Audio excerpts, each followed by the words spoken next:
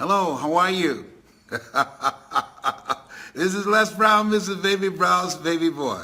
I want you to like this page and I want you to share it and let everybody know that I'm about to share something with you. One of the things that I love about this technology, it allows you to reach out to people every day if one so desires. And I've been thinking about some things that really have been on my mind and heart that I'd like to share with you. And one of the reasons that I want to do that, I was speaking the other day and I said to some friends, live life like you're going to die. Why, Les? Because one day you are. And so not going through it in a mindset of gloom and doom, but in a mindset that I want to get some things done while I'm here, and I want to take anything with me to my grave. I have a friend, when he died, all I could think about when I was in the funeral home was the conversations that he had with me when he said, one day I'm going to have a restaurant. One day I'm going to travel to Africa. One day I'm going to go to Dubai. He was telling me all of these things about one day I'm gonna. And I'm gonna didn't come. He didn't expect to be involved in a car accident that he did not survive. And so one of the things that I want to talk to you about is about having a mindset of doing the things that you want to do and being positive and optimistic about that in spite of the fact that you don't have the money, in spite of the fact that you don't have the resources, and in spite of the fact that you might be down on your luck right now, and in spite of the fact that you might be growing through an illness. I've gone through that. There are a lot of in spite ofs that we want to take a stand against and not allow those things to rob us of the things that we deserve in life. And so I want you to like this page, and I want you to share it. I want you to like it and share it. And I also like to get some comments from you. But here's one of the things that I can share with you. I've been thinking about. I had a conversation with a close friend today. Sometimes we have invisible contracts with people. What do you mean by that, Les? I had to make a decision recently. And Maya Angelou said, if it looks like a duck, if it walks like a duck, it quacks like a duck, it's a duck. And sometimes we have to look at our relationships and ask the question, what is this relationship doing to me? I believe that there are two types of relationships. There are nourishing relationships. Those are relationships that you grow from. Those are relationships that hold you accountable. Those are the relationships that bring the best out of you.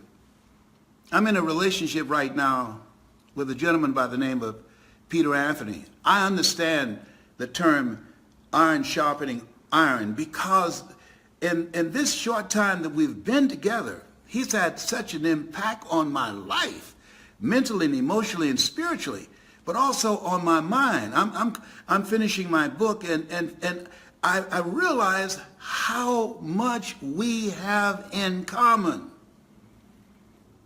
There's something I want you to think about.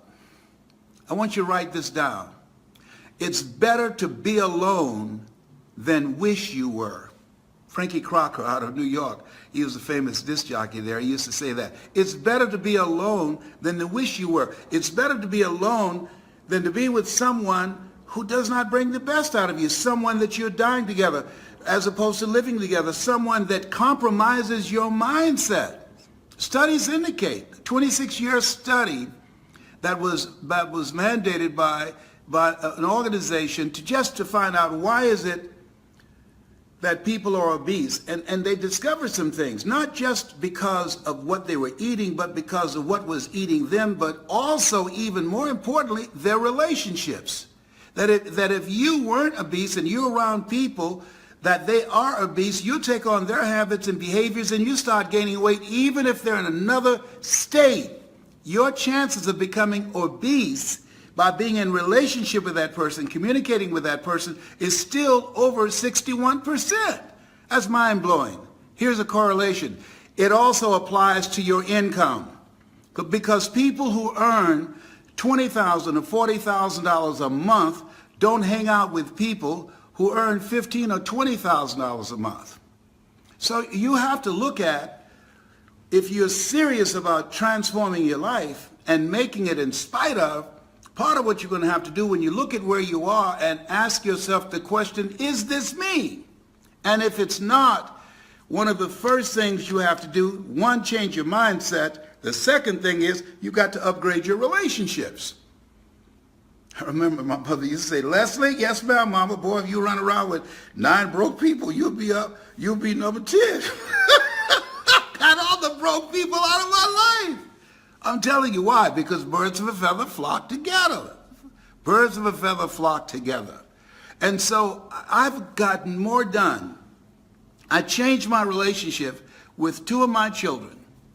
I've got more done and more accomplished and earned more in the last 7 days and positioned my life and my business and the business I'm going to pass on to them. I am a greater asset to them now than I was in partnership with them. Why? Because there's certain energy don't work, even if they were products of you. You got to be in the right energy. Where are you? Because if you're not in the right energy, if you don't have the right people around you, trust me on this, it really, literally, it compromises your life.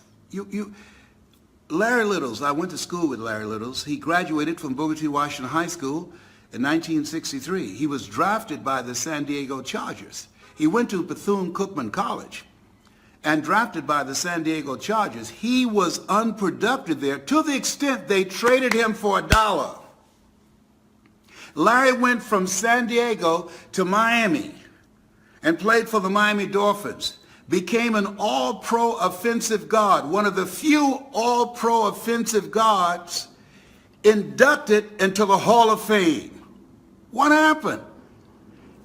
Location changed. Environment. Environment is important. Environment is important. I've gotten more breakthroughs in the last week. 1, letting negative stuff go. 2, embracing the possibilities.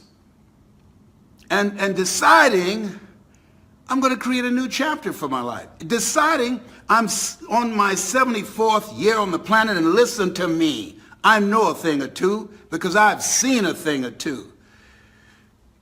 If you're going through some stuff right now, listen to me. You've heard it. Trouble does not last always. You've heard it. James Cleveland come forth. Lord, help me to hold out. Please, Sir Jesus. Not please, Sir Jesus. Please, Sir Jesus, until my change comes. Let me tell you something of it here. And it's going to come. Don't ask when. It will come when it comes. That's when it comes.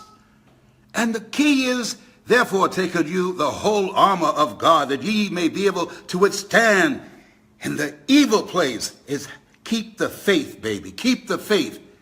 As Adam Clayton Powell would say, keep the faith that this too shall pass. Keep the faith that you are more than a conqueror. Keep the faith that is greater is he that is in you than he that's in the world. Keep the faith that you have the power to snatch victory from the jaws of defeat. Keep the faith. In spite of what is said to you. In spite of. You got a work to do. You deserve to be happy. And I can tell you, when you keep the faith, Joseph Campbell talks about the long, dark journey of the soul, that when you keep the faith, that which you want will come to you and reveal its secrets and will bring people in your life that will bless you, that will bring opportunities to you that eye has not seen, ear has not heard, nor has entered the heart of mankind what God has in store for you. I'm telling you what I know.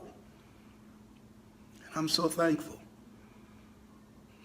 I was 9 days and, University Hospital at Ohio State and didn't even know. My oncologist said, man, when I came to see you, you were messed up. When I came to see you, Serena and Calvin were calling your other children and say, we don't think Dad is going to make it. I said, wow. There are some things that can happen to you that you never see coming. Can you answer a question? Yes, I can answer questions. What's some of the questions? Yes. Vincent Hutch Price says, what about children who can't get away from their environment and situation, Les? The question was asked, what about children who can't get away from their situation and their environment because they're children and they can't just leave and provide for themselves? Try and develop a relationship with someone that can be a sanctuary for you, someone that can be an ear for you to communicate with, that you can share with, that can perhaps explore some other options, particularly if the abuse of the environment is so toxic it's over the top and you need to be extracted out of that environment. There's somebody somewhere. You watch them, you observe them, you develop a relationship with them, and ask for help. I believe ask for help, even if you're a child, not because you're weak, but because you want to remain strong.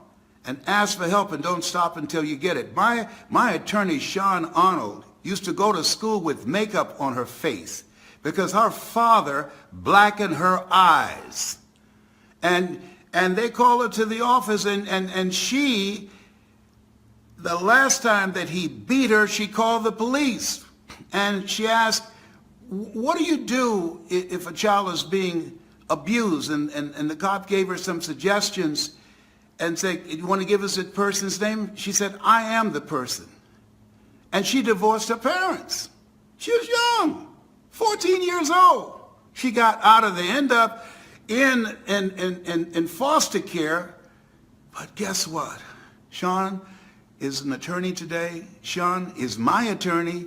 Sean is a speaker today. Sean is making a difference in other foster kids and adopted kids' lives, and she's their voice, defending them and helping kids get out of abusive situations. Next question, please. Frank Mikacha says, how can I become a best speaker, Les? Frank said, how can I become a best speaker? Well, Frank, number one, I think become clear what it is that you want to speak on, Frank. Two, find someone, Frank, that you admire how they handle their message, how they deliver it, their effectiveness, their impact, and get some coaching. Now, why would I suggest that? Well, I had a friend the other day told me he practices in the mirror all the time. And I said, and you have untrained eyes looking back at you. Serena Williams is the best and most dominant tennis player in the history of tennis. And she has a coach. Tiger Woods has a coach. Muhammad Ali said, I'm the greatest. And he never won a championship without Angelo Dundee. Michael Jordan, he never won a championship without Phil Jackson as a coach. You can't see the picture when you're in the frame. Find a coach, someone that can help you deliver the message that you want to deliver, someone that can strengthen you in the areas where you're weak, someone that can help you bring your story out and create an experience with an audience so you can transform them individually and collectively. I also encourage you to join Toastmasters. They have a good structured program that will be very helpful for you for advanced speakers and beginning speakers, and the National Speakers Association, which I'm a member of. Those two organizations, one will help you with the business part, the other one will help you with your presentation skills. Next question. Don't you have a speaker training? I have a speaker training. I didn't read it because I don't want to make this a commercial, but I'm doing a training. It is April the 6th through the 8th. Go to lesbrowntraining.com. April the 6th through the 8th. In fact, I'm having the Les Brown Speak Off, and the ones that win, they will tour with me with my new book, The Hunger Factor, Your Greatness Unleashed by the God force in you, the hunger factor. I'm doing a tour and I'm taking speakers who attend my speaker training called Discover Your Power Voice. It takes place in Deerfield Beach, Florida. It's going to be sold out. You want to get your ticket now and say, oh my goodness, I can't afford it. Well, then you can't afford not to be there. And success is not convenient. You have to make room for it. If it's a calling on your life, if it's something like me, I've got to speak. If you've got to speak, if you got a story, Maya Angelou said, there's nothing as painful as an untold story buried in your soul. There's somebody that needs that story. And I want to, and I look here, and I want to make this clear. I don't want everybody at my training. I want people that are hungry. People that are hungry. That's why my book is called The Hungry Factor. Because most people are casual about their dreams. Most people are not focused, they're not disciplined. I don't want that kind of energy around me. I want people who want to make it happen. I want people who want to go big. I didn't want to be just a speaker. I got to tell you this. Mike Williams, get his book. It's called The Road to Your Best Stuff. Get the audio version, The Road to Your Best Stuff. I asked him, I saw him speaking in Columbus, and I admired his content, his delivery, and his style. And I said, man, can you teach me how to do that? He said, yeah. And so it cost. I had to invest in myself for him to become my strategist. It's been for 48 years. So guess what? So he said, tell me what your goal is. I said, well, you know what? I'd like to speak for the Urban League and for the NAACP. They have organizations all across the country at Black History Time. And I said, and the phone went dead. I called back, okay, let me start over again because we lost the signal. He said, we didn't lose the signal. I said, what happened? He said, I hung up. I said, well, why would you hang up on me? I was telling you what I wanted to do. He said, I'm not interested in somebody who want to speak at Black History Time or for the Urban League or NAACP. I want to work with somebody who want to go big. I want to work with somebody who want to speak to the world. And he hung up again. I called him back and said, that's me. I'm the one. He expanded my vision. Can you feel it, brother? Up in here, whatever. Oh, behave. I'm sorry.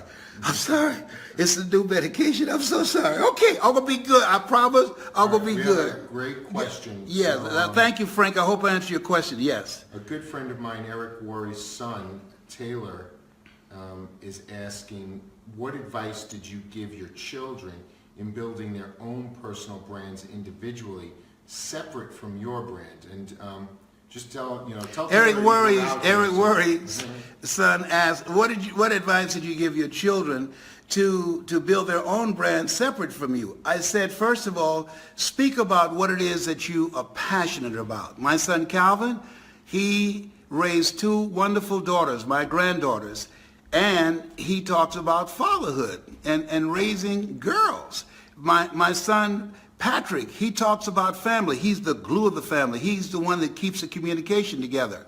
Ona, she talks about owning your dreams. My daughter Serena, she talks about how to raise positive kids in a negative world. And so they found their own messages, and I work with them to help them to deliver their message effectively, but they also coach me. I believe you're never too old to learn, and you're never too young to teach. And we do it as a family, and we have an incredible time. They'll be touring with me as well.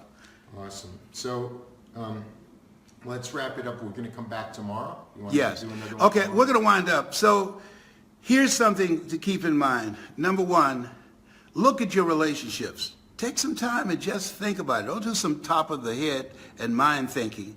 Just reflect on it. Because there are people that are always there when they need you. But when you need them, you can't find them. There are a lot of emotional vampires out here. And then ask yourself the question, is this relationship an asset to me? Does it bring value to my life? Am I growing mentally and emotionally and spiritually? Is this relationship bringing out the best in me and introducing me to a part of myself that I don't know? Mike Williams introduced me to this Les Brown. I didn't know this guy. And had I not had that positive relationship, one positive relationship can make all the difference in your world. You have something special. You have greatness in you. This is Les Brown, Mrs. Mamie Brown's baby boy. That's my story, and I'm sticking to it.